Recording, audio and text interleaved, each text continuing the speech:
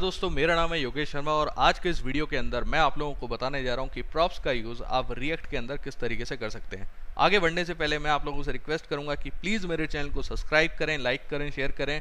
Other channels के अलावा यहाँ जो मेरा ये चैनल है यार, या मैं इस टॉपिक पर अगर सेम वीडियो बना रहा हूँ तो मेरी ये कोशिश रहेगी कि मैं उन वीडियो से ज़्यादा अच्छा कंटेंट आपको यहाँ प्रोवाइड करा सकूँ।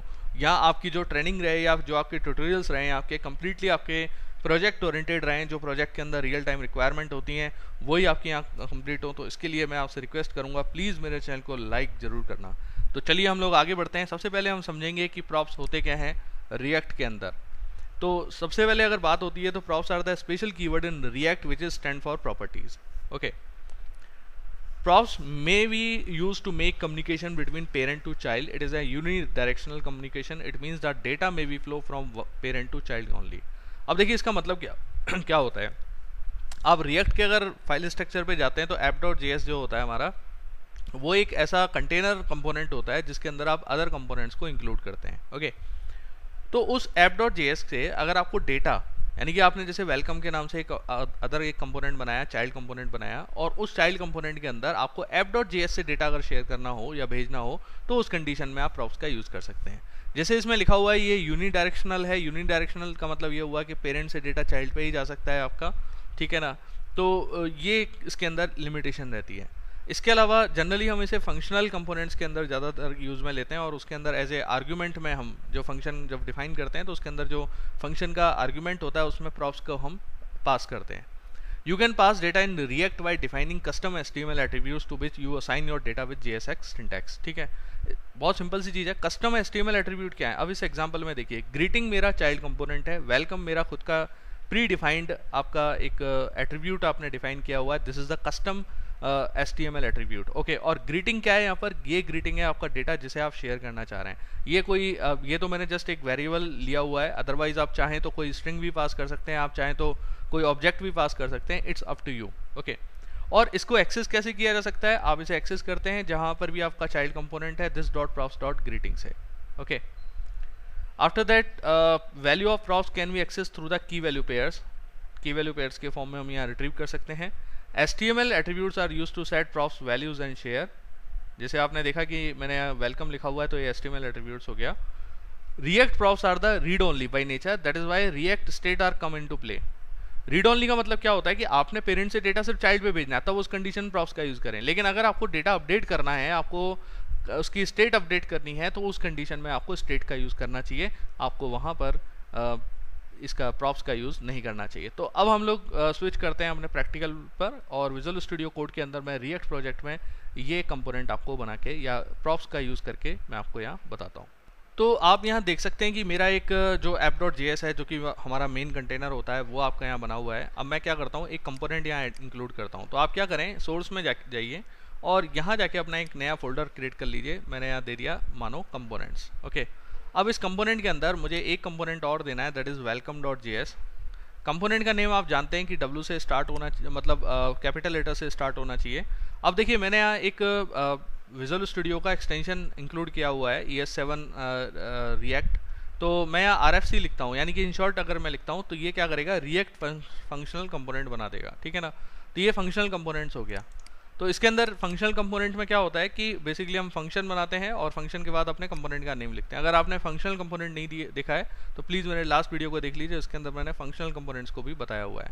तो आपको करना क्या है, यहाँ सबसे पहले अपने प्रॉप्स का रेफरेंस देना है। ये प्रॉप्स का रेफरेंस दे दिया और यहाँ मैं दे देता हूँ लाइक S2 और वेलकम, और वेलकम के बाद मैं यहाँ प्रॉप्स से वैल्यू को पिक करूँगा। तो प्रॉप्स यह आपने पिक किया डॉट, और जो भी आपने नेम लिखा है वो नेम। अब ये नेम क्या है, दिस इज़ द प्रॉपर्टी। ठीक है ना, जो आप प्रॉपर्टी वहाँ डिफाइन करना चाह रहे हैं, स्मॉल m कर देता हूँ मैं। ठीक है, तो ये props डॉट नेम कर दिया। अब आप करना क्या है, app.js के अंदर जाएंगे। आप चाहते हैं कि इस पर्टिकुलर कंपोनेंट को मैं app.js के अंदर यूज़ करूँ, तो आपको पहले कंपोनेंट का नेम लिखना है। तो आप जब ये नेम लिखते हैं तो ये ऑटोमेटिकली इसका रेफरेंस भी यहाँ पिक कर लेता है। तो इम्पोर्ट के अंदर वेलकम का रेफरेंस ले लिया आपने। अब इसमें आपको करना क्या है, नेम प्रॉपर्टी असाइन करनी है। तो लाइक आपने यहाँ दे दिया योगेश, ये मैं अपना नेम दे देता हूँ और देन मैं यहाँ से बंद कर देता हूँ। तो इसका मतलब क्या हुआ ये हमारा कस्टम HTML एट्रीब्यूट है जिसके अंदर हमने नेम के नाम से बनाया है और इसमें कुछ वैल्यू यहाँ असाइन कर दी। ये जो मैं वैल्यू असाइन कर रहा हूँ ये डायरेक्टली आपकी एक स्ट्रिंग वैल्यू है। आप चाहें तो कोई कांस्टेंट वेरिएबल की वैल्यू आप पास कर सकते हैं, उसके लिए आपको JSX सिंटैक्स का यूज़ करना पड़ेगा। जैसे मैंने यहाँ कुछ एक कांस्टेंट वेरिएबल बनाया, कॉन्स्ट और वेरिएबल ये लिख दिया इक्वल्स टू, और यहाँ कोई भी वैल्यू मैं पास कर देता हूँ, लाइक मैं यहाँ पास कर देता हूँ जयपुर। ओके, ये मैंने यहाँ पास कर दिया। अब मुझे करना क्या है, अब ये मुझे पास करना है तो आप यहाँ क्या कर सकते हैं, एड्रेस, ये आपने एक एट्रीब्यूट और लगा दिया, एड्रेस लिखा आपने, और एड्रेस के अंदर आप ये सिंटैक्स यूज में लेके, ओके ये हटा दीजिए, ये सिंटैक्स यूज में लेके आप वेरिएबल को यहाँ पास कर दीजिए। तो ये मेरा एड्रेस के लिए हो गया, ये मैं एड्रेस प्रॉपर वेरिएबल बना देता हूँ। तो ये एड्रेस मैंने यहाँ डिफाइन किया और इस एड्रेस वेरिएबल को यहाँ ऐड कर दिया। अब मुझे करना क्या है, ये दो मैंने एट्रीब्यूट ऐड किए, नेम और एड्रेस, अब इनकी वैल्यू को मुझे अपने welcome.js के अंदर रिट्रीव करना है। तो आप यहाँ बहुत आसानी से रिट्रीव कर सकते हैं। आपको सिर्फ props कीवर्ड का यूज़ करना है, props.name लिखेंगे आप, देन आप यहाँ लिख सकते हैं योर लोकेशन इज, ये आपने टेक्स्ट लिखा और लोकेशन इसके अंदर आप यहाँ लिख सकते हैं props, ठीक है, there is no need to add this, props लिखा आपने डॉट, और फिर आप एड्रेस को यहाँ पास कर दीजिए। तो ये मैंने इंक्लूड कर दिया। तो जब आप अपने प्रोजेक्ट को रन कराएंगे then you will see the output. तो आप ये देखें, you are getting the output, welcome Yogesh and your location is Jaipur. इसके बाद देखिए, अगर आप कोई भी जावास्क्रिप्ट का ऑब्जेक्ट यहाँ से भेजना चाह रहे हैं तो बिल्कुल आप वो भी भेज सकते हैं। आपने लिखा कॉन्स्टेंट एंड आपने लिख दिया एक ऑब्जेक्ट बनाया फुल डिटेल्स, ओके ये आपने बनाया, और इसके अंदर आप एक जावास्क्रिप्ट का ऑब्जेक्ट बनाते हो तो आपने यहाँ लिखा एफ नेम यानी फादर नेम, और कुछ यहाँ वैल्यू असाइन कर दी, आपने लिख दिया शर्मा, ओके ये आपने लिखा, और यहाँ एक और वेरिएबल बनाया क्वालिफिकेशन, और इसके अंदर आपने लिख दिया इंजीनियरिंग।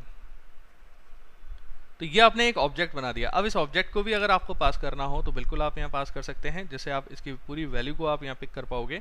तो जैसे मैंने यहाँ लिख दिया डिटेल्स के नाम से बनाया, और डिटेल्स के अंदर जाके, ठीक है, और यहाँ मैं अपने ऑब्जेक्ट का रेफरेंस दे दूंगा। तो ये फुल डिटेल्स के नाम से आपने जो बनाया हुआ है उसका रेफरेंस आपने यहाँ दे दिया।